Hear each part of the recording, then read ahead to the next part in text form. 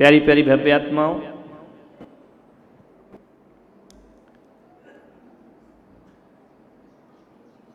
एक बेटे ने मां को फोन किया, मां मैं आ रहा हूं। अमेरिका में रहता था वो बेटा। मां बहुत खुश हुई। बरसों के बाद बेटा आ रहा है। जब से गया है कभी आया नहीं। 5-7 साल हो गए, आज आ रहा है। बड़े खुशियां मनाई उस मां ने, दीप जलाए, पकवान बनाए कि मेरा बेटा बरसों के बाद लौट करके आ रहा है। बेटा आया, स्वागत किया। बेटे ने मां के चरण छुए, मां ने अपने छाती से उस पुत्र को लगा लिया। बेटे ने भोजन किया और कहा कि मां 10 मिनट तुझसे बात करना। बेटा 10 मिनट क्यों? अब जब आराम से यहां पर रहे, बहुत सारी बातें करें। बोलिए मां मेरे पास वक्त नहीं है, समय नहीं है, अपने को जल्दी अमेरिका वापस चलना है। अपने को मतलब क्या? मां अब तू यहां अकेली नहीं रहेगी, तू मेरे साथ अमेरिका में रहेगी। मां ने कहा मेरे तेरे पिता के ये निशानी मकान है, ये गांव मुझसे छोड़ा नहीं जाता, ये मैं इसी गांव में रहूंगी, बेटा तू वहां रहे। बोले नहीं मां, तुझे मैं अकेला नहीं छोड़ सकता हूं। अब तेरे बुरे दिन गए, अब हम अमेरिका में रहेंगे।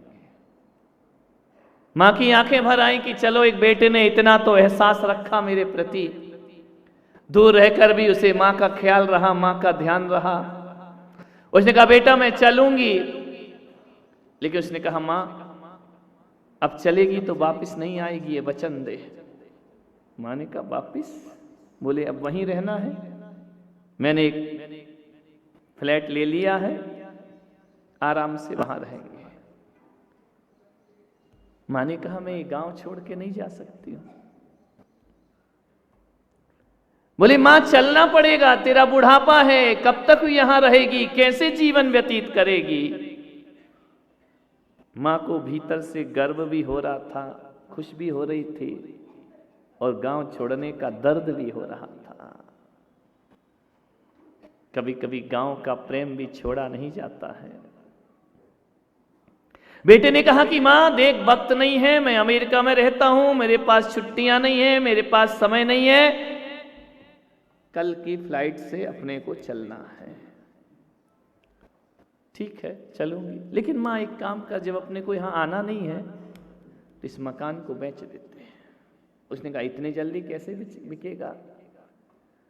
बोले किसी को कहेंगे भी कि इसे बेचना है तो वक्त तो लगे। उसने कहा मां इतना टाइम कहाँ है, अब अपने को तुझे चिंता किस बात की है, जितने में बिके इसको बेच देते हैं। बोली नहीं किसी को बोलना तो पड़ेगा, ये मकान क्यों बेच रहा है, तेरे पिता की निशानी है, मेरे खानदानी मकान है, बेटा इसे मत बेच। बोली मां जरूरत है, बहुत महंगा मकान बनाया है मैंने, पैसा नहीं है मेरे पास। मां ने कहा कि बेटे के पास पैसा नहीं है और बेटा यहां वहां से कर्ज ले। बेटे से कहा ठीक है इसको बेच देते हैं। सस्ते अस्ते में एक दिन में जो बिका उसने बेचा। मां जा रही है, आंखों में आंसू है, कभी पलट के मकान को देखती है, कभी पलट के बेटे को देखती है, दरवाजे को देखती है, उस आंगन को देखती है जिसमें वह उसने अपनी पूरी जिंदगी गुजारी है, कभी उन पेड़ को देखती है जो अपने हाथों से लगाए गए थे। वो पेड़ जैसे शोक मग्न है कि तुम हमें छोड़कर मत जाओ, मकान कह रहा तुम हमें छोड़कर मत जाओ, लेकिन माँ का दिल है, एक तरफ बेटा है और एक तरफ मकान है। उसने कहा बेटा रहेगा तो 1000 मकान बन जाएंगे, मकान की कोई परवाह नहीं है। वह छोड़ करके जाती है, लेकिन पैर पीछे खींचते हैं, मन पीछे खींचता है, अतीत खींचता है, यादें खींचा करती हैं। लौट लौट कर वह पलट के देखती है, बेटे ने कार में बिठाया, पैसा इकट्ठा किया और माँ को लेकर के चला गया। एयरपोर्ट पर पहुंचा, जैसे ही अंदर गया बेटे ने कहा माँ तू बैठ, मैं चेक करता हूँ सामान आमान क्या होता हो एयरपोर्ट में, है ना, तो मैं उसके बाद तुझे आता हूँ। माँ सुबह से बैठी है, शाम हो गई, बेटा लौट कर नहीं आया। माँ पूछती है कि मेरा बेटा कहाँ है, कौन उस एयरपोर्ट में उसे बताएगा तेरा बेटा कहाँ है। उसने पूछा कि अमेरिका की फ़्लाइट, बोले वो तो बहुत पहले चली गई है, बेटा कहाँ है।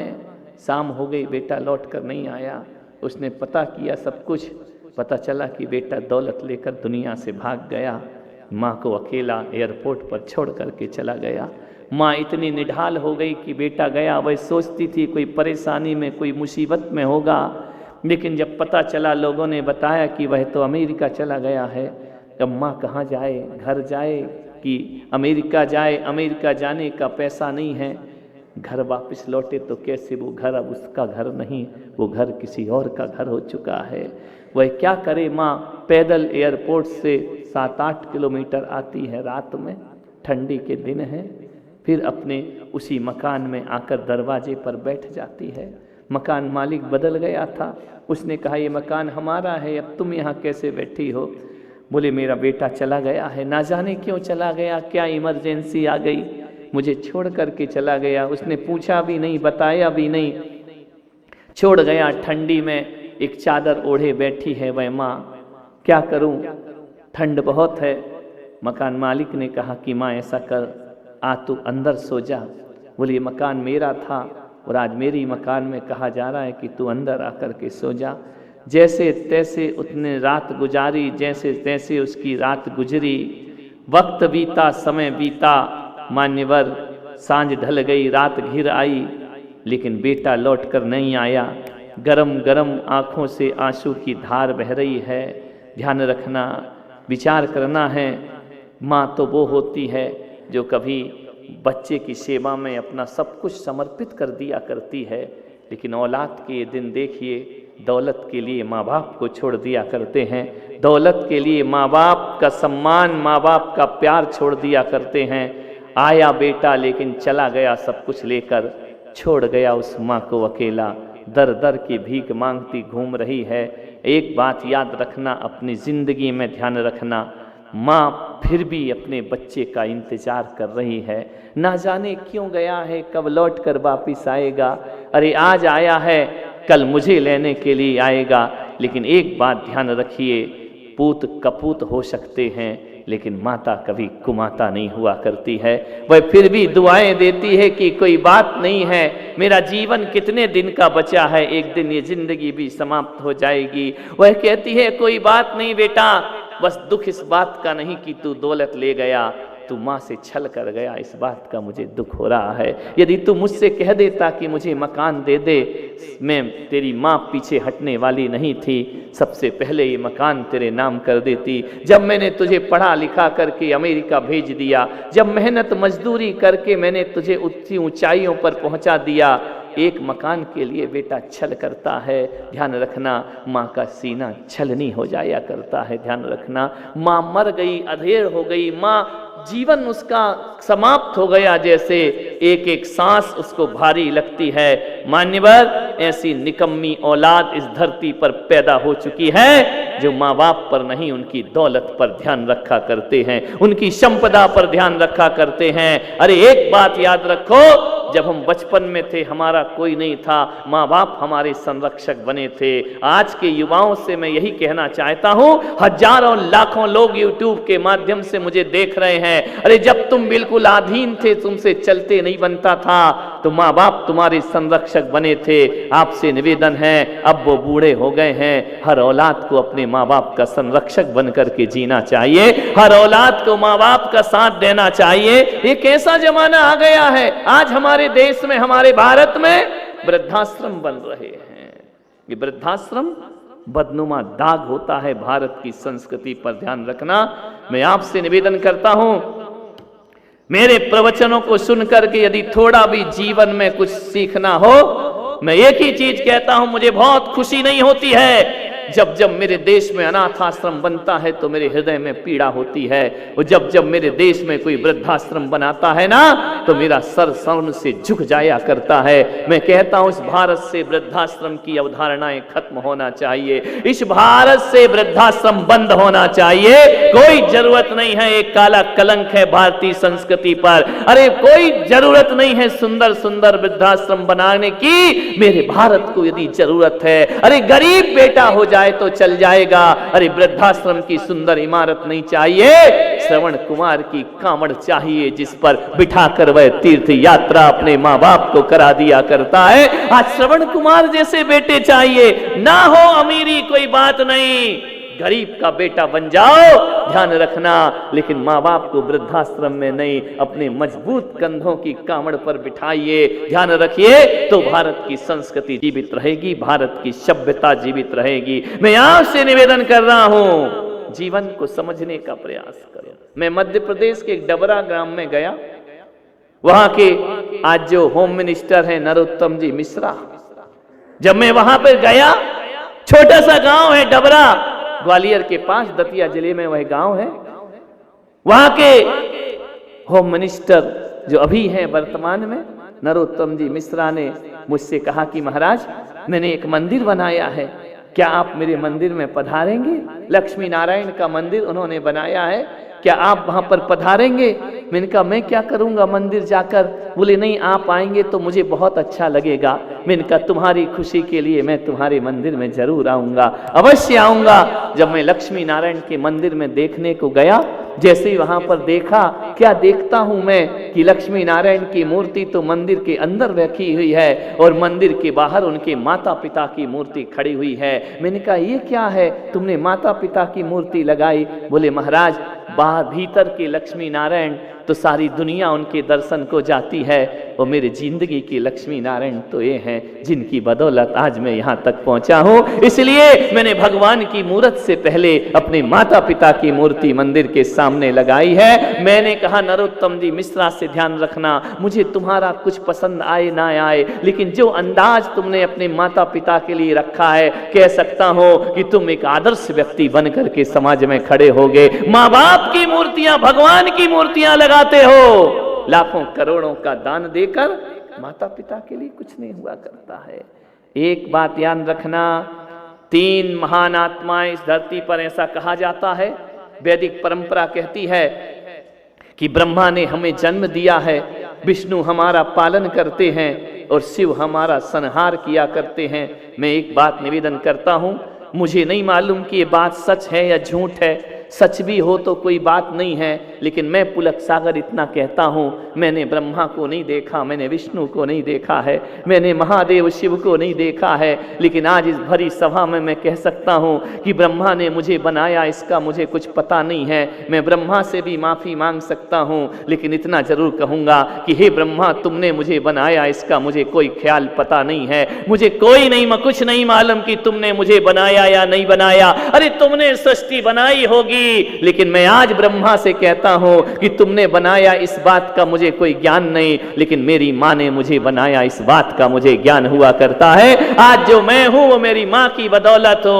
और मुझे नहीं मालूम है कि कोई विष्णु पालन करता है या नहीं करता है, लेकिन एक माँ अपनी औलाद का पालन जरूर किया करती है। और मुझे नहीं मालूम कि शिव महादेव इस सृष्टि का विनाश करते हैं कि नहीं, लेकिन मेरी माँ ने मेरे जीवन से बुराइयों का विनाश किया है। इसलिए मैं पुलक सागर कहता हूं, मेरी माँ ही ब्रह्मा है, मेरी माँ ही विष्णु है, और मेरी माँ ही महादेव हुआ करती। माँ ही ब्रह्मा, माँ ही विष्णु, माँ ही महेश हुआ करता। माँ से बड़ा कौन है इस धरती पर, ध्यान रखना। मैं आपसे पूछ रहा हूं, आज इस देह को लेकर तुम बैठे हो, ये किसने बनाकर दी है? माँ बाप ने बना करके दी है ना, ध्यान रखिए। जो माँ को ब्रह्मा माने, माँ को, अभी गणेश उत्सव आ रहा है ना, जगह जगह गणपति की स्थापना हो रही है, जगह जगह स्वागत हो रहा है। महाराष्ट्र में अलग धूम हुआ करती है। मैं आ रहा था मंदिर से, सामने स्टेज लगा हुआ है। मैंने कार्यकर्ता से पूछा यहाँ क्या कार्यक्रम हो रहा है? बोले यहाँ सिद्धि विनायक, विघ्न विनायक, गणपति की स्थापना होने जा रही, यहाँ पर गणपति का स्थापना होगा, गणेश उत्सव चलेगा। वहां गणेश उत्सव चलता है और यहाँ भगवान महावीर का महावीर उत्सव चला करता है। यहाँ पर्युषण पर्व चला करेंगे। क्या स्थिति देखिए, अंदर महावीर की आराधना होगी और दरवाजे से, हमारे द्वार से निकलते ही गणपति की स्थापना होने वहां पर जा रही। मैं इतना कहता हूं, एक बार की बात है, विचार करना। माता पार्वती अपने दोनों पुत्रों को लेकर बैठी थी, कार्तिकेय और गणपति को। लोगों ने पूछा, गणपति और कार्तिकेय में थोड़ा सा संवाद हुआ। एक बात ध्यान रखना, संवाद होना अलग बात है। पूछा, दोनों में संवाद चल रहा था। अज्ञानी में विवाद चलता है, ज्ञानियों में संवाद चला करता है। ध्यान रखना, जो मूर्ख होते हैं वो लड़ते हैं, जो ज्ञानी होते हैं वो चिंतन करते हैं। संवाद चला। कार्तिकेय ने कहा कि गणपति जी महाराज, इतना विशाल शरीर, चूहे पर घूमते हो, मुझे देखो, मैं मयूर वाहन पे घूमता हूं, मैं मयूर से ना जाने कहां कहां चला जाता हूं, हवा की चाल में, हवा की धार में, और तुम इस चूहे पर घूमते। हास्य विनोद चल रहा था, दो भाइयों में हास्य विनोद तो चला ही करता है। प्रथम किसको पूजा जाएगा इस धरती पर? कार्तिकेय ने कहा कि प्रथम पूज्य मैं हूं। गणपति ने, वैदिक परंपरा कहती है कि प्रथम पूज्य गणपति हुआ करते हैं। पूछा, पार्वती मां से पूछा गणपति ने कि पहले कौन पूजा जाएगा, पहले देव कौन होंगे इस धरती पर? पार्वती ने कहा कि दोनों भाई विवाद संवाद मत करो, मैं तुम्हारे लिए कुछ अदालत पेश करती हूं। जाओ, इस ब्रह्मांड का जो सबसे पहले प्रदक्षिणा देकर आएगा तीनों लोक की, वो इस धरती पर सबसे पहले पूजा जाएगा। कार्तिकेय हंसे मुस्कुराए, बोले ये चूहे वाले बाबा, ये कहां घूमने जाएंगे? मैं तो मयूर के वाहन पर बैठ करके पूरे ब्रह्मांड की परिक्रमा करके आऊंगा। कार्तिकेय ने, पार्वती मां ने कहा कि ऐसा नहीं है, जो पहले आएगा वो पहले पूजा जाएगा। कार्तिकेय ने बैठे वाहन में चले गए। कहते हैं कि पूरे ब्रह्मांड की परिक्रमा लगाने में 6 महीने लग गए उनको। बड़े आनंद के साथ लौट करके आ रहे हैं कि गणपति का चूहा तो अभी धीरे धीरे टुकुर टुकुर चल रहा होगा, मैं वाहन पर बैठ मयूर पे आसीन होकर के यहाँ पर सबसे पहले पहुंचूंगा। जैसे ही पहुंचे, हिमालय की गोद में जैसे ही पहुंचा करते हैं, कार्तिकेय ने देखा गणपति वहीं पर हैं। कार्तिकेय बहुत हंसे, बहुत उन्हें आनंद आया, गणपति का मजाक बनाया। उन्होंने कहा हमें मालूम था कि तुम्हारा ये भारी भरकम शरीर और चूहे से तुम नहीं जाओगे, देखो मैं परिक्रमा करके आया हूं और अभी तक तुमने जाने की तैयारी भी नहीं कही है, मुझे मालूम है तुम यहां से जा नहीं सकते हो। पार्वती ने कहा कि नहीं गणेश, नहीं कार्तिकेय, पहले पूज्य तो गणपति हैं। बोले क्यों? गणेश से पूछा कि तुम इतने जल्दी कैसे आ गए? बोले पागल, मैं गया ही नहीं, तुम गए, तुम लौट करके 6 महीने लग गए और मुझे 6 मिनट भी नहीं लगा, मैंने ब्रह्मांड की परिक्रमा कर ली। बोले मतलब क्या है? बोले कार्तिकेय, तुम नादानी कर गए, तुम पृथ्वी की परिक्रमा करते रहे और मैं पृथ्वी की जन्मदाता माता पार्वती की परिक्रमा करता रहा। अरे जिसने पृथ्वी को बनाया उसकी परिक्रमा कर ली, अरे मैंने माँ की परिक्रमा कर ली, पूरे ब्रह्मांड के दर्शन हो गए। और वही मैं आपसे कह रहा हूं, अरे रोज सुबह उठकर माँ बाप के चरण छू लेना। मैं पुलक सागर कहता हूं, तुम्हें वैष्णव देवी और सम्मेद शिखर की वंदना का पुण्य अर्जित हो जाएगा। अपने माँ बाप